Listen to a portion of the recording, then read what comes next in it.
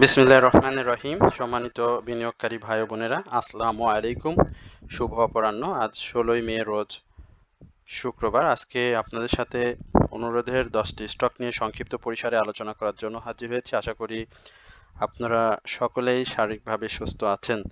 আজকে আমি আপনাদের সাথে বেশ কিছু গুরুত্বপূর্ণ সংবাদ আপনাদের সাথে শেয়ার করব। একই সঙ্গে আপনাদের অনুরোধের স্টকগুলো যেটি রয়েছে সেটি আপনাদের সাথে আলোচনা করব। আশা করি আপনারা সকলেই শুরু থেকে শেষ পর্যন্ত আজকের এই আলোচনাটি শুনবেন। একই সঙ্গে আপনাদের সবাইকে বিনীতভাবে অনুরোধ করব, যারা প্রথমবারের মতো আমাকে শুনছেন অবশ্যই আমার চ্যানেলটি সাবস্ক্রাইব করবেন এবং আপনাদের অনুরোধের যদি কোনো স্টক থেকে থাকে সেটি অবশ্যই আপনারা কমেন্টসের মাধ্যমে আমাকে লিখে জানাবেন। আমি অবশ্যই আপনাদের অনুরোধের স্টক নিয়ে কথা বলবো। এছাড়াও যারা আমাকে প্রতিনিয়ত শোনেন তাদের সবাইকে আন্তরিক ধন্যবাদ এবং কৃতজ্ঞতা প্রকাশ করছি।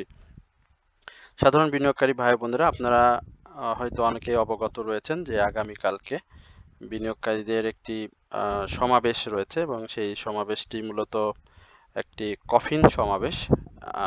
বিনিয়োগকারীরা কালকে ডিএসসির ভবনে গিয়ে একটি কফিন মিছিল নিয়ে যাওয়ার কথা রয়েছে। সেখানে আমাদের সাধারণ বিনিয়োগকারীরা অনেকেই অংশগ্রহণ করবে আমরা যেটি জানতে পেরেছি। আসলে মার্কেটের যে দীর্ঘ ডাউন ট্রেন্ড আপনারা দেখছেন সেটি আমরা গত বৃহস্পতিবারে যে ডাউন ট্রেন্ডটি দেখেছি সেটি গত 5 বছরের মধ্যে সর্বনিম্ন।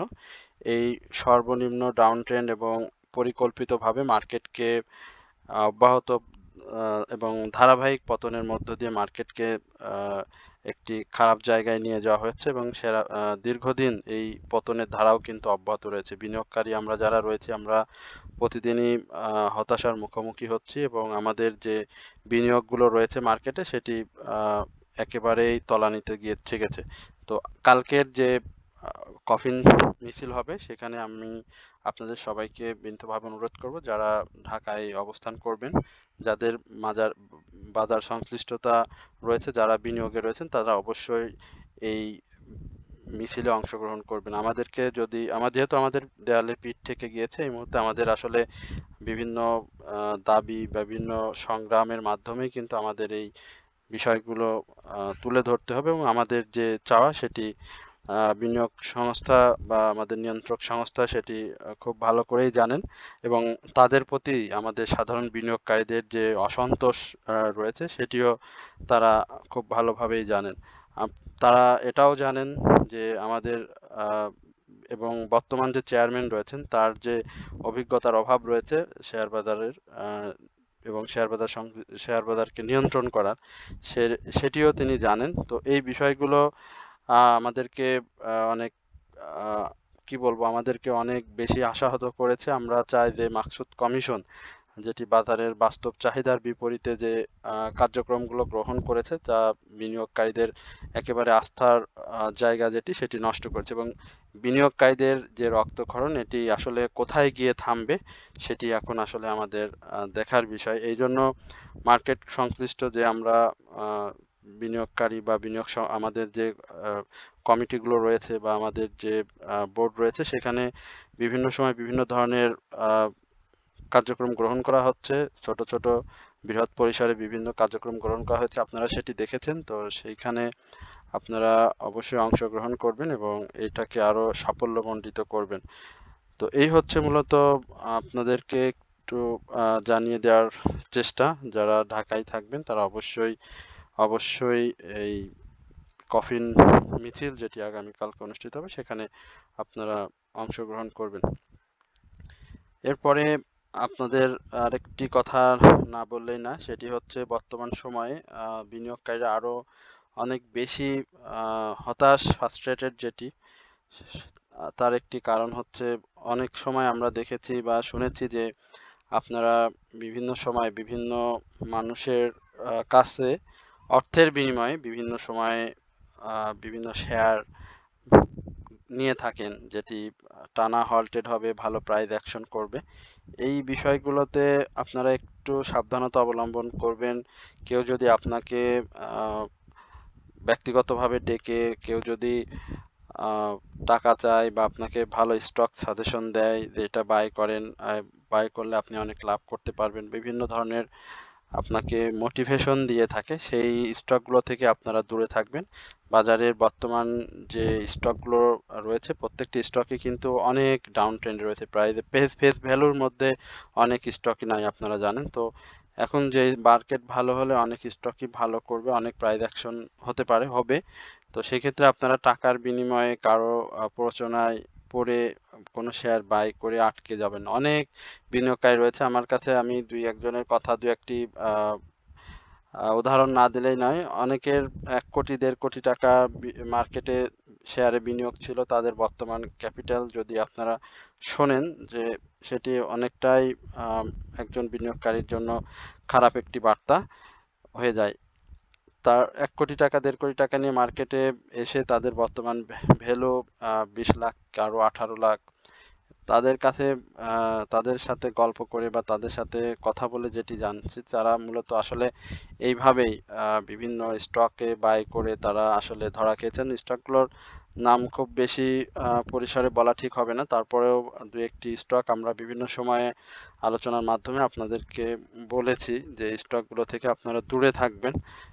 প্রাইস অ্যাকশন হয় বা প্রাইস অ্যাকশন হচ্ছে, কিনলে ভালো করবেন, লোভ, এই জিনিসগুলো থাকলে পারে আসলে এই মুহূর্তে কিন্তু আরো বেশি খারাপ পরিস্থিতি আপনারা পড়ে যাবেন। এই বিষয়গুলো আপনারা মাথায় রাখবেন এবং আপনারা বিভিন্ন গ্রুপে জয়েন করেন, বিভিন্ন পেইড গ্রুপে জয়েন করেন, আসলে এগুলো ঠিক না।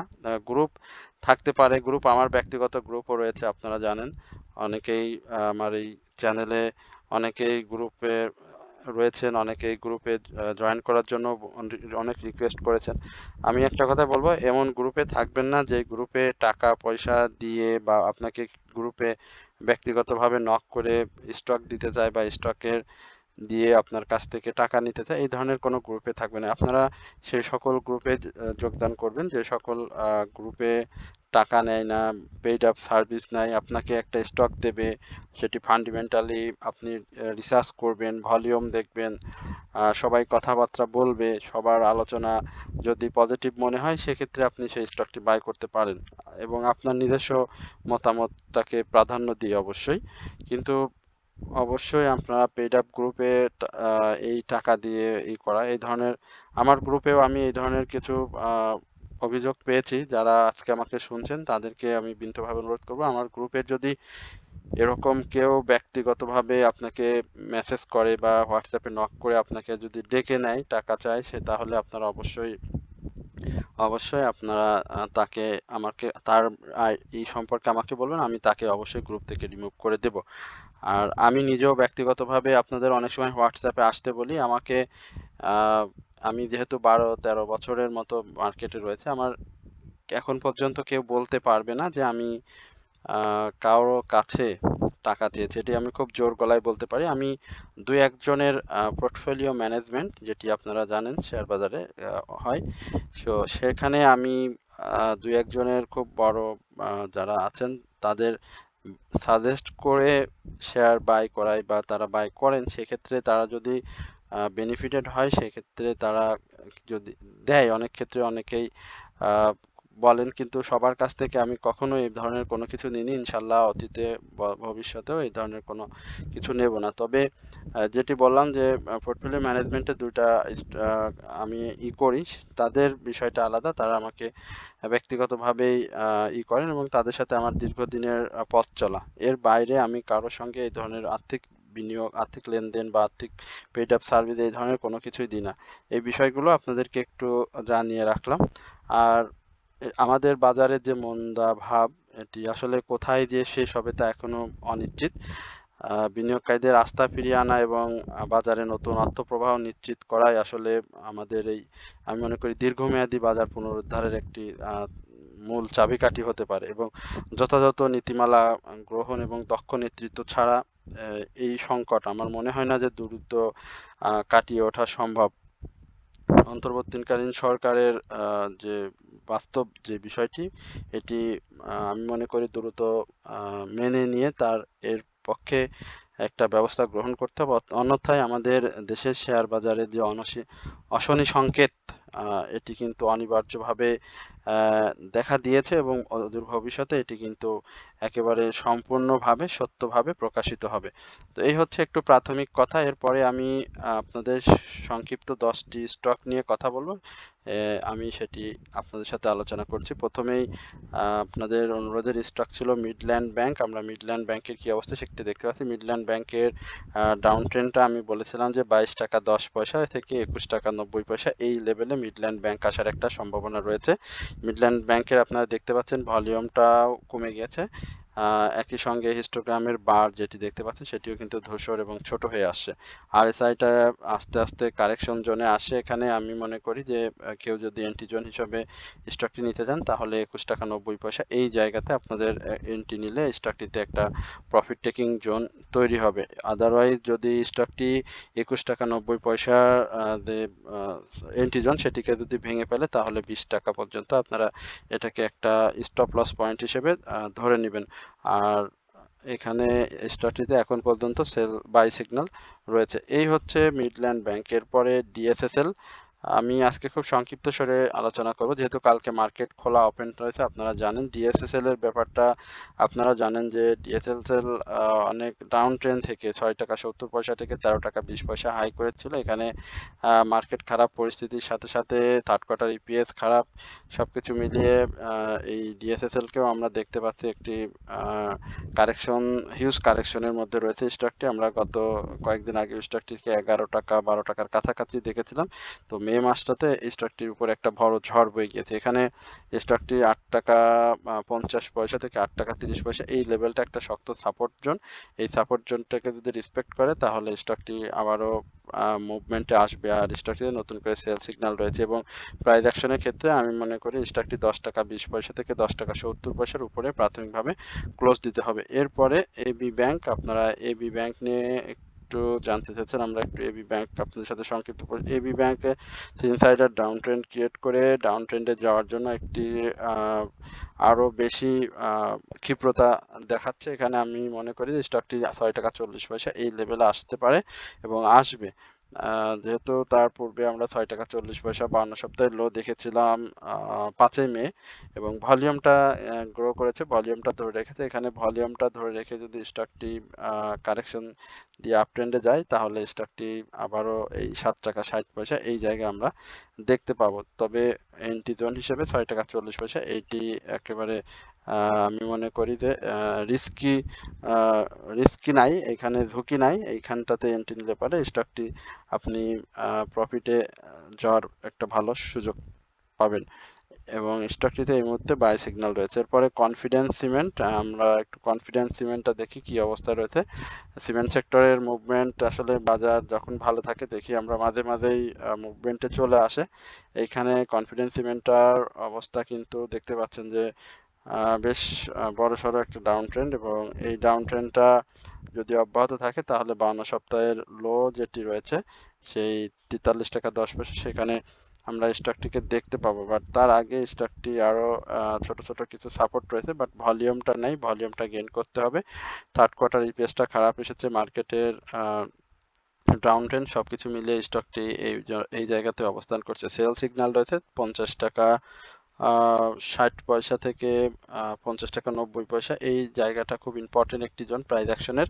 এটিকে সাকসেসফুল ব্রেকআউট করলে আমরা অবশ্যই কনফিডেন্স সিমেন্টকে প্রাইস অ্যাকশনে ফিরে যেতে দেখবো এবং স্টকটিতে এই মুহূর্তে সেল সিগন্যাল রয়েছে স্টকমের বার এমএসিডি এবং মুভিং এভারেজ অনুযায়ী। এরপরে মন্য শ্রমিক, শ্রমিক সেক্টরের মন্য শ্রমিক নিয়ে অনেক বেশি আমার হোয়াটসঅ্যাপ গ্রুপে আলোচনা হয়েছে। অনেকের বলতে সমস্যা নেই, অনেক হাই প্রাইসে অনেক বাই রয়েছে এবং সেটি হতে এখন পর্যন্ত অনেকেই বের হতে পারেননি এবং স্টকটি আপনারা জানেন যে কিছুদিন আগে একটা মুভমেন্টে ছিল, বাট এখন স্টকটি আবারও বাজার পরিস্থিতি খারাপ হওয়ার সাথে সাথে প্রাইস কিন্তু ফল করেছে। ইপিএসটা ভালো এসেছে, ক্যাশ ডিভিডেন্ড হিস্ট্রি খুব একটা ভালো ছিল না, পাবলিক হোল্ডিংও খুব বেশি না, 1,90,00,000 শেয়ার। এমএসিডিতে সেল সিগন্যাল, মুভিং এভারেজে সেল, তারপর হিস্টোগ্রামের বারে সেল সিগন্যাল রয়েছে। এখানে বায়ারের যে অংশগ্রহণ সেটি এই মুহূর্তে স্টকটিতে নেই। বায়ারের অংশগ্রহণটা খুবই জরুরি এবং একই সঙ্গে 83 টাকার উপরে একটা ক্লোজ দিতে হবে। 83 থেকে 88 এই জায়গাটা স্টকটি সাকসেসফুলি ব্রেকআউট করলে আমরা আবারও তাকে 90 টাকা থেকে 93 টাকা এই জায়গাতে দেখতে পাবো, তবে ভলিউমটা গেইন করতে হবে। এরপরে ব্যাট বিসি, এই স্টকটি নিয়ে আপনারা জানতে চেয়েছেন। ব্যাট বিসি সম্পর্কে অনেকেই জানতে চেয়েছেন যে এটি কি 100 টাকায় চলে আসবে কিনা। আসলে কোনো স্টকই খারাপ না, মার্কেট পরিস্থিতি স্টকগুলোকে এই মুহূর্তে খারাপ করে ফেলেছে এবং ইপিএস সংক্রান্ত যে বিষয়গুলো এবার রয়েছে সেটিও প্রত্যেকটা স্টকের খুব বেশি ভালো আসেনি। এটিও মার্কেটের একটা ভালো ডাউন ট্রেন্ডের জন্য বেশ ভালো একটা সৃষ্টি করছে। আপনারা দেখেছেন যে গত দিনের বেশ বড় ডাউন প্রাইস ডাউন ট্রেন্ডে গিয়েছে এই ব্যাট বিসির 6 টাকা 40 পয়সার মতো। ব্যাট বিসির বিষয়টি যেটি third quarter EPS, second quarter EPS এর যে গত বছরের যে আর্নিং ছিল 413 কোটি টাকা 2024-এ, সেটা এবার কিন্তু অনেক কমে গিয়েছে এবং 23% প্রফিট ড্রপ করেছে কিন্তু এই ভ্যাট বিসির। তো ভ্যাট বিসির এই প্রফিট 23% প্রফিট ড্রপ করার কারণেই মূলত আসলে তার প্রাইস অ্যাকশনটা এইভাবে পড়ে গিয়েছে এবং এটি আমার মনে হয় যে একটা সাপোর্ট জোন খুবই প্রয়োজন। এর আগে আমরা যে 259 টাকা ইয়ারলি লো দেখেছিলাম, সেই লোটা এখনো অনেক দূরে আছে, বাট তার আগে স্টকটি 280 থেকে 85 এই জায়গাটা আমরা হয়তো স্টকটিকে দেখব। তো যাদের কাছে রয়েছে এই মুহূর্তে ধৈর্য ধরা ছাড়া উপায় নেই এবং এর বিকল্প কোনো কথা এই স্টকটি সম্পর্কে এখন পর্যন্ত বলা সম্ভব না। স্টকটি অনেক ভালো স্টক, পি রেশিও, ন্যাব বলি, ইপিএস বলি, ক্যাশ ডিভিডেন্ড হিস্ট্রি বলি, ফরেন ইনভেস্টর বলি, সব কিছু মিলিয়ে স্টকটি একটা অসাধারণ স্টক। এই ধরনের স্টক মার্কেটের ইন্ডেক্সকে যেমন পজিটিভ রাখতে গুরুত্বপূর্ণ ভূমিকা রাখে, আবার নেগেটিভের ক্ষেত্রেও কিন্তু গুরুত্বপূর্ণ ভূমিকা। আশা করি স্টকটি তার সেই সোনালী দিনে আগামীতে আবার ফিরে আসবে। এরপরে আমরা গেইল যেটি রয়েছে জিএইচআইএল, আমরা গোল্ডেন হারভেস্ট অ্যাগ্রো ইন্ডাস্ট্রি সেটি দেখতে পাচ্ছি যে সাপোর্টটাকে রেসপেক্ট করেছে। এখানে 8 টাকা 30 পয়সা 52 সপ্তাহের লো ছিল। যদি এই জায়গা থেকে স্টকটি বের হয়ে যায়, এই যে সাপোর্টটা দেখতে পাচ্ছেন, এই যে সাপোর্টটা কিন্তু হিউজ পরিমাণে একটা ভালো সাপোর্ট এবং এখান থেকে যদি বের হয়ে যায় তাহলে 10 টাকা থেকে 9 টাকা 80 পয়সা এই জায়গায় আমরা গোল্ডেন হারভেস্টকে দেখতে পাবো। স্টকটির সেকেন্ড থার্ড কোয়ার্টার ইপিএস ভালো আসেনি, ক্যাশ ডিভিডেন্ডও ভালো দিয়েছিল না, বাট প্রাইস অ্যাকশন কিন্তু করেছিল। আমরা দেখেছিলাম 10 টাকা 30 পয়সা থেকে কিন্তু সে 15 টাকা 80 পয়সা এই লেভেলে স্টকটি গিয়েছে। তো এখন পর্যন্ত আমি বলবো যে যাদের কাছে রয়েছে স্টপ লস নেওয়ার তো এখন সময় না, যেহেতু বেশি ডাউনে এসে গেছে, সেক্ষেত্রে মুভমেন্টে আসলে আপনারা এখানে অ্যাভারেজ করতে পারেন অথবা স্টপ লস নিয়ে তখন বের হয়ে যান। এরপরে আমরা ডরিন পাওয়ার, আমরা একটু ডরিন পাওয়ারটাকে দেখি, পাওয়ার সেক্টরের এই স্টকটির কি অবস্থা। ডরিন পাওয়ার এখানে ইনসাইডের ডাউন ট্রেন্ড বেশ ই করে সাইড এইখানে সাপোর্ট খোঁজার একটা চেষ্টা করছে। সাপোর্টটা আমার কাছে মনে হচ্ছে আরো নিচে চলে আসবে স্টকটি এবং গতদিনে আনচেঞ্জড অবস্থাতে চলে গেছে। ভলিউমটা সেভাবে পাচ্ছে না, ভলিউমটা গেইন করতে হবে। ভলিউম গেইন করলে অবশ্যই স্টকটি ভালো করবে। থার্ড কোয়ার্টার ইপিএসটা ভালো এসেছে। মার্কেট পরিস্থিতি বিবেচনায় আমি মনে করি শেয়ারটির এই মুহূর্তে প্রাইস অ্যাকশনটা একটু ঝামেলা হচ্ছে, তবে এখানে 23 টাকা এই জায়গাতে স্টক একটি সাপোর্ট খুঁজবে এবং এই সাপোর্টটাকে ধরেই সে আগামীতে আবারও মুভমেন্টে ফিরে আসবে। তো যাদের কাছে রয়েছে আমি মনে করি যে 23 টাকা এই জায়গাটা স্টকটি সাপোর্ট নেবে এবং এখান থেকে ঘুরে যাবে। স্টকটি এই মুহূর্তে এই বায়ার রয়েছে বেশ ভালো, বাট হিস্টোগ্রামের বার এমএসিডি মুভিং অ্যাভারেজ স্টকটিতে সেল সিগন্যাল রয়েছে। এরপরে এক্সপ্রেস ইন্স্যুরেন্স ইআইএল, আমরা ইআইএলটার কি অবস্থা সেটা আপনাদের সাথে একটু শেয়ার করি। ইআইএল এর কি অবস্থা দেখতে পাচ্ছি আমরা 10 পয়সা ডাউন ট্রেন্ড করেছে। প্রাইস অ্যাকশন তো নেই এই মুহূর্তে। এক্সপ্রেস ইন্স্যুরেন্স সেক্টরে কিছু কিছু মুভমেন্ট আমরা দেখতে পাচ্ছি এবং সেটি কন্টিনিউ হলে আশা করি ভালো করবে। 7ই মে পরবর্তী সময় আমরা 3 টাকার মতো একটা প্রফিট টেকিং জোনে দেখেছিলাম। এখানে সাইডওয়েজ মুভমেন্ট নেওয়ার একটা পসিবিলিটি রয়েছে এবং সেটা যদি না করে তাহলে স্টকটি আমার কাছে মনে হচ্ছে যে টাকা 80 পয়সা থেকে 48 টাকা এই জায়গাতে এসে একটা ভালো সাপোর্ট পাবে এবং এমএসিডি মুভিং এভারেজ সবকিছুতে সেল সিগন্যাল রয়েছে, ভলিউমটা পেয়ে গেলে আশা করি স্টকটি তার মুভমেন্টে ফিরে আসবে। তো যাদের কাছে রয়েছে অপেক্ষা করেন, মার্কেট পজিটিভ হলে অবশ্যই এই ধরনের স্টক আপনাকে প্রফিটে নিয়ে যাবে। এরপরে ইউনিক হোটেল, আমরা একটু ইউনিক হোটেলের কি অবস্থা দেখে আসি। Unique hotel travel and leisure সেক্টরে বেশ বড় ডাউন ট্রেন্ড ছিল। এই স্টকটি আমার খুব মনে আছে, আমার 36 টাকায় একসময় বাই ছিল। তো সেটাও এখন দেখতে পাচ্ছি এবং সেখান থেকে আমি বাই করে আমি ইউনিক হোটেল সেল করে দিয়েছিলাম সম্ভবত 39 টাকায়, এবং আমি খুব বেশি দিন অপেক্ষা করিনি এবং এটা 2 বছর আগেরকার ঘটনা। সেখান থেকে স্টকটি 62 টাকা না 65 টাকা হয়েছিল। এখানে সাপোর্ট খোঁজার চেষ্টা করছে স্টকটি, 52 সপ্তাহের সাপোর্ট তো 38 টাকা 20 পয়সা, সেটা রিসেন্টলি সে ক্রিয়েট করেছে। তো এখানটাকে যদি সাপোর্ট হিসেবে রেসপেক্ট করে তাহলে আলহামদুলিল্লাহ, না হলে 30 টাকা এই জায়গায় স্টকটি চলে যাবে এবং তার থার্ড কোয়ার্টার ইপিএসটা খারাপ এসেছে, ক্যাশ ডিভিডেন্ড হিস্ট্রি ভালো।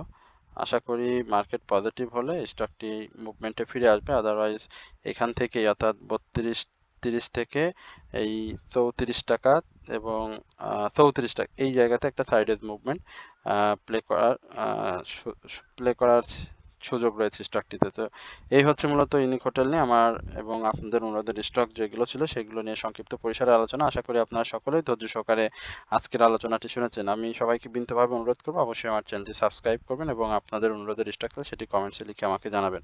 সকলে ভালো থাকবেন, সুস্থ থাকবেন, এই প্রত্যাশায় আজকের আলোচনা এখানে শেষ করছি। আসসালামু আলাইকুম ওয়া রাহমাতুল্লাহি ওয়া বারাকাতুহু।